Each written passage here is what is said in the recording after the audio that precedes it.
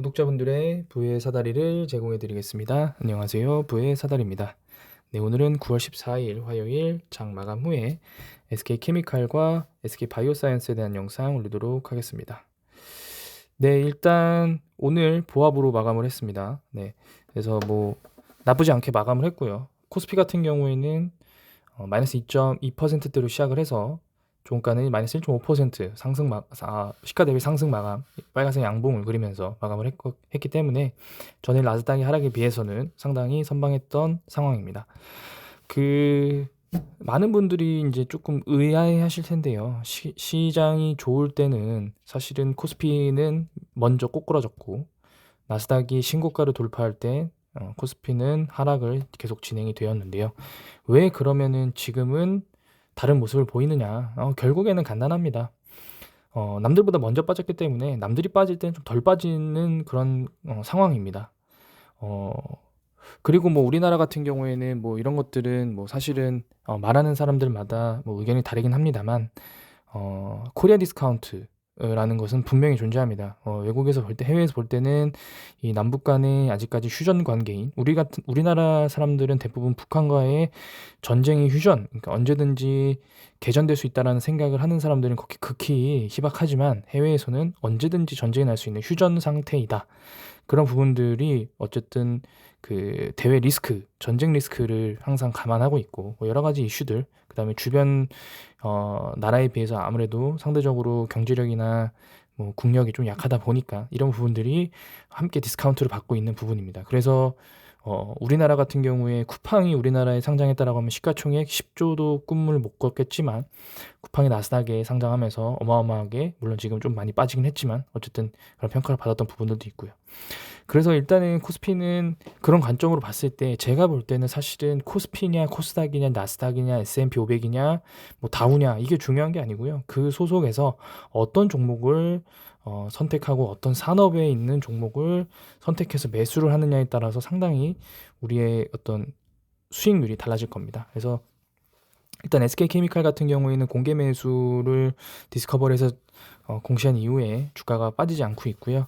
그리고 제가 한 가지 말씀드리면은, 지금 뭐 며칠 전에 제가 뭐 3프로 TV에서 나온 디스커버리 공개 매수 내용을 10분밖에 안 보고 설명했다고 해서 뭐 이렇게 지적을 하신 분이 계셨는데, 풀 영상 봤지만 사실은 뭐 여러 가지 내용들이 많지만 결론은 딱 한 가지입니다. 디스커버리가 왜인지 모르겠으나 공개 매수를 낮은 가격에 했고, 그로 인해서 SK 디스커버리가 얻고자 하는 목적은 SK 케미칼의 사업이 앞으로 더욱 좋아질 거기 때문에 이를 연결 자회사로 편입을 해서 조금 더 SK 디스커버리의 재무 구조나 이런 부분들이 좀 건전화되길 원하는 부분에서 한 것 같다라는 그런 한 가지 의미와, 두 번째로는 그 발표자의 개인 사견이었는데, SK 케미칼을 다시 한번 물적 분할을 해서 케미칼 밑에 분할된 케미칼 밑에 바이오사이언스, 그리고 그냥 일반 케미칼을 하나를 둔 후에 이 SK 케미칼과 바이오사이언스를 다시 합병한 후에 그 합병된 새로운 SK 케미칼 및 바이오사이언스를 디스커버리가 직접 지배할 수 있는 그런 구조를 만들기 위해서 한 거 아니냐라는 발표자의 추측도 있었습니다. 근데 제가 봤을 때는, 개인적으로 생각할 때는 사실은 뭐 연결 자회사 편입이나 이런 부분들은 뭐 회계 장부나 여러 가지 이슈들이, 뭐 여러 가지 아주 구체적인 부분들이 있어서 이런 것까지 디테일하게 인지를 하고 공부를 해서 이로 인해서 발생되는 파생되는 내용들이나 기대 효과가 무엇인지 이렇게까지 공부할 필요는 뭐 그 중요도가 떨어진다고 생각은 하지만, 제 개인적으로 SK 디스커버리가 SK 케미칼을 공개 매수한 이유는, 저는 상당히 지분율이 낮지 않나라는 생각으로 인한 그런 부분들이 있습니다. 왜냐면은 디스커버리 같은 경우에는 아무것도 하지 않는 지주회사입니다. 제가 지난번에 말씀드렸지만 주 SK는 중간 투자형 지주회사로서 투자를 통해서 새로운 회사를 자회사로 편입시키고 그 회사를 성장시켜서 IPO를 통해서 다시 시장에 내보내는 그런 투자형 지주회사로서 지금 탈바꿈이 되어 있지만, 디스커버리는 그냥 연결 자회사들의 어떤 영업이익과 매출액을 그대로 반영하는 그냥 일반적인 지주회사입니다. 그렇기 때문에 디스커버리 같은 경우에는 현재 보유하고 있는 기업들 중에서 시가총액이 가장 큰 기업이 SK바이오사이언스이고, 그 SK바이오사이언스의 지분을 약 3분의 2 이상 갖고 있는 케미칼의 최대 주주인데도 불구하고 지분율이 30%밖에 되지 않기 때문에 저점에서 추가 매수를 통해서 지분율을 늘리는 게 아무래도 기업의 어떤 사업을 영위하는 관점에서 훨씬 이득이죠. 그러니까 뭐 40%를 확보해서 연결 자회사를 한다, 38%면 안 된다, 이런 부분들보다는 어쨌든 저가에 매수하는 겁니다. 왜냐하면 제가 그때 말씀드렸지만 작년에도 비슷한 시점에 SK 디스커버리가 케미칼의 주식을 추가 매수합니다. 그럼 그때는 왜 싸서, 그때도 저가였거든요. 근데 그때도 싸서 매수한 거예요. 그러니까 시장이 매번 어떻게 바뀔지 모르겠지만 디스커버리가 판단했을 때 SK 케미칼의 주식이 저평가일 때 그때 매수를 해서 지분을 확보하는 게 아무래도 그들의 입장에서는 훨씬 더 이득이겠죠. 물론 주주들 입장에서는 108,800원에 이 저항선을 만드는 그런 결과를 낳았기 때문에 주가 상승에는 좀 어렵지만, 어쨌든 그로 인한 매매 동향들이 조금씩 바뀌고 있습니다. 금융투자가 매수를 해주고 있고, 연기금도 이틀 연속, 그리고 최근 5일간 매수량이 약 10,000주 정도 돼가고 있습니다. 이런 적이 거의 없었기 때문에 과연 SK케미칼의 어떤 새로운 다시 한번 평가가 이루어질지는 조금 더 지켜봐야 될 것 같습니다. 다만 공매도는 계속적으로 다시 늘어나고 있는데, 오늘은 1%로 줄어들었는데 지금 대차 잔고가 그 100만 주대로 지금 유지가 되고 있기 때문에, 이 대차 잔고들, 과거에 100만 주가 늘어났던 대차 잔고가 전부 다 빠지지 않는 이상은 언제든지 숏을 보는 주체들이 충분히 있을 수 있다라는 생각이 들고 있습니다. 그래서 SK케미칼 같은 경우에는 매번 지난번에 뉴스 보니까 앞으로 매출이나 실적이 더 뛸 기업들, 미리 기업들 중에서 하나가 있더라고요, SK케미칼이. 근데 일단은 저도 요 내용에는 동의는 합니다만, SK케미칼의 실적이 우리가 생각한 것보다 코폴리에스터 쪽에서 너무 소규모의 실적들이 나오고 있기 때문에, 물론 이것이 발단이 되어서 더 커질 수 있겠지만 우리가 생각한 것보다 조금 더 느린 부분이 있습니다. 그래서 실적은 조금 더 빨리빨리 나오게 된다라고 하면은 더 큰 상승을 기대해 볼 수 있지 않을까 싶고요. 그래서 SK케미칼 같은 경우에는 당분간은 그 공개 매수 때문에 조금 그 하락폭도 제한되고 상승폭도 제한되니까 이런 부분들을 참고하시고, 뭐 지금 가격이 횡보한다고 해서 뭐 바닥을 찍었다라고 섣불리 판단하시면 안 됩니다. 이런 부분들을 설명드리면서 SK케미칼은 여기서 마치도록 하겠습니다. 네, 다음으로는 SK바이오사이언스입니다. SK바이오사이언스는 오늘 시가 마이너스 5.4%로 시작을 했으나 종가는 마이너스 3.6% 하락으로 마감을 했습니다. SK바이오사이언스는 지금 현재 바이오도 자국산을 강조하는 미국 때문에 뭐 영향이 있을 수 있다라는 오늘 내용도 나왔고요. 그 다음에 그 스카이코비원이 뭐 8명 정도만 접종을 했습니다. 네. 수천만 회분을 그 정부에서 매입을 했는데 8명만 접종했습니다. 물론 유통기한이 더 길기 때문에 추가적인 접종자가 나올 수 있겠습니다만, 어쨌든 1,000만 회분이었나요? 네, 그 많은 회분을 전부 다 소화하기는 어렵고, 그렇게 되면은 이 백신을 개발도상국에 무료로 제공해주는 그런 부분들도 고려해야 되는데, 어찌됐든 그로 인해서 백신 접종이 늘어난다라고 하면 그건 SK바이오사이언스한테게 상당히 긍정적이지만, 현재 상태에서는 팩트만 보면 결국에는 SK바이오사이언스가 만든 스카이코비어는 웨이브 2의 첫 번째 주자로서 웨이브 1에 있는 모든 바이오 기업들이 현재 백신 시장을 차지하고 있다 보니까 한 5발짝, 10발자국 뒤로 뒤처질 수밖에 없고, 그로 인해서 백신 매출이 매우 저조하다. 그렇기 때문에 시장에서 주가가 그대로 반영되고 있다라는 것으로 요약할 수 있겠습니다. 일단은 오늘 같은 경우에는 뭐 좀 많이 빠졌는데요. 많이 빠졌지만 어쨌든 매매 동향 자체는 뭐 그냥 쏘쏘합니다.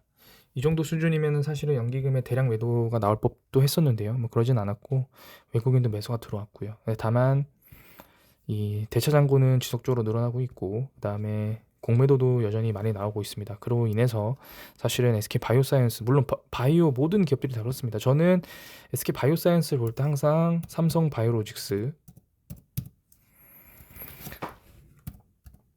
삼성바이오로직스와 셀트리온을 많이 봅니다. 삼성바이오로직스 오늘 마이너스 1.5% 정도 됐고요. 셀트리온 같은 경우에는 오늘 보면은 마이너스 3.49%. 어 일단은 뭐 이 두 기업 모두 다 하락을 했고요.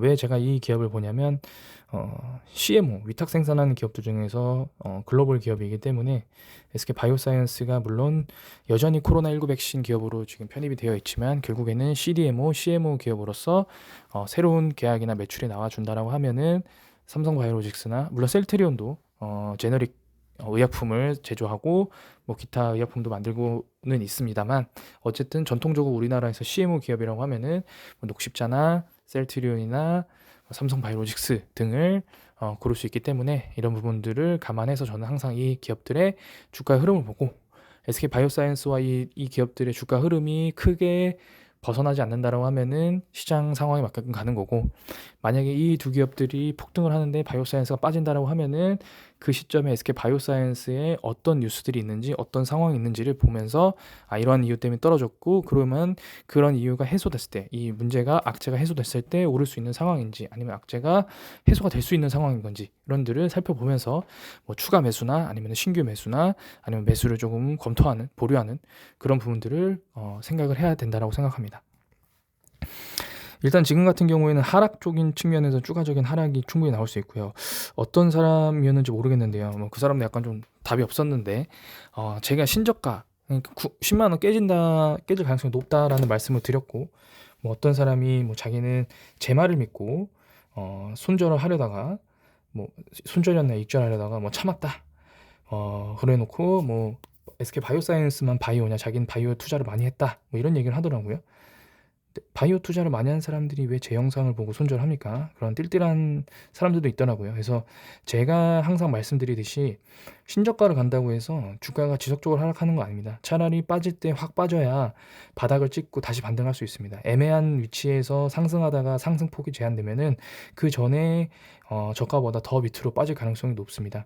그런 관점으로 봤을 때 사실은 이 7월 13일에 15만 원, 6,500원 이때도 브레이크 밴드 상단을 뚫고 더 올라갔었어야 돼요. 왜냐하면 보통 역배열 상태인 종목들은 이평선들 상단선을 깨버리면서 그 위에서 횡보하다가 또 추가적인 상승을 가져오게 됩니다. 근데 그러지 못했고요.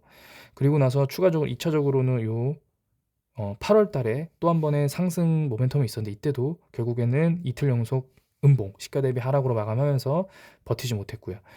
지금 같은 상황에서는 3일 연속 뭐 오르락 내리락 오르락 하고 있습니다만 어쨌든 시가 대비 상승으로 마감을 하면서 뭐 사자의 의견을 갖고 있는 주체들이 조금 더 많다라는 그런 긍정적인 시그널을 갖고 조금 지켜봐야 될 것 같습니다. 그래서 어쨌든 뭐 WHO나 EMA 쪽에다가 긴급 사용 승인 신청을 해놓은 상태이지만 긴급 사용 승인이 나고 그러면 아마 그날 상승을 하게 되면은 뭐 4%에서 5% 상승 정도를 기대하고요.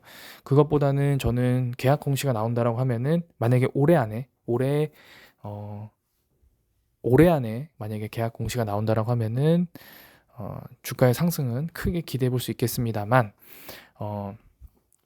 올해 안에 공시가 나오지 않고, 두 번째로는 콤보 백신, 기존의 스카이셀플루 4가와 스카이코비언을 결합한 5가 백신이 뭐 2상이든 1상이든 시작을 하지 않는다라고 하면은 주가의 상승 폭이 올해는 좀 어려울 수도 있겠습니다만, 그게 아니라 제가 매번 말씀드리지만 그런 내용들이 조금 더 빠르게 나온다라고 하면 회복은 우리가 생각한 것보다 더 크고 더 빨리 될 수 있을 거라고 생각을 합니다.